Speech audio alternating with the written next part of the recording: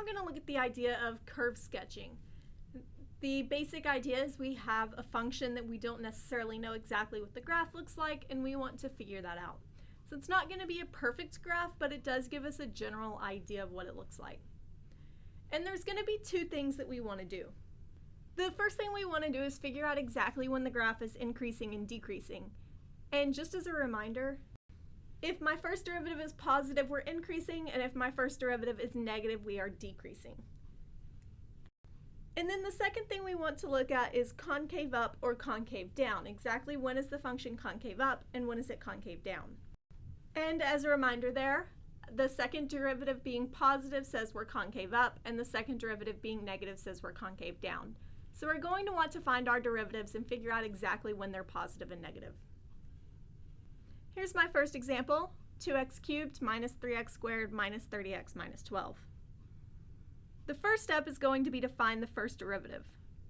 When I do that, I get 6x squared minus 6x minus 30. I then need to set that equal to 0, and I'll go ahead and factor out the 6. So I'm left with x squared minus x minus 5. Factoring would give me x minus 3, x plus 2, so that I have that this is equal to 0 at 3 and negative 2. So these are going to be my boundary points for increasing and decreasing. And we need to test points above and below and in the middle of these. So I'll start with a number less than negative 2, like negative 3.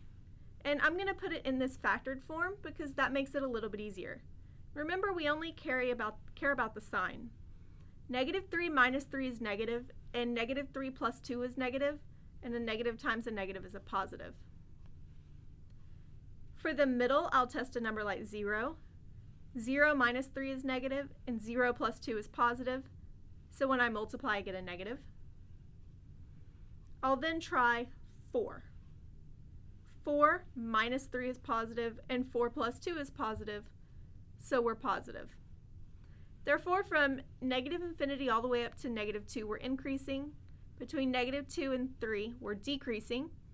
And then between 3 and infinity, we are increasing. Now that we've figured out increasing and decreasing, let's work on concave up and concave down. So I have my function, and I already have the first derivative that we calculated already, so let's find the second derivative. That would give me 12x minus 6 plus 0. We then need to set this equal to 0. And when we do, we'll get that x is 1/2. We now need to test on both sides. Let's test the second derivative at 1 for the numbers to the right. That would be 12 times 1 minus 6, which is going to be a positive number. For the left, if I test a number like 0, I would have 12 times 0 minus 6, which is a negative number. So between negative infinity and negative 1, we're going to be concave down, or between negative infinity and 1/2, we're concave down, and between 1/2 and infinity, we're concave up. So now that we have all this information, let's actually draw the graph. On the left here, I have a little brief diagram to remind us of exactly what we've figured out so far. So now let's look at the graph. I'm going to need to plot negative 2 and 3, and also 1/2. We now know that everything to the left of negative 2 is going to be increasing.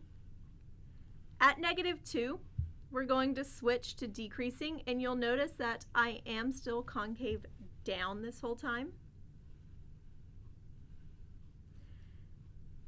At 1/2, I'm going to switch to concave up. And then at 3, I'm going to start increasing again. So my graph looks something like this. Like I said, this isn't perfect, but it does give us a general idea of exactly what our graph is going to look like.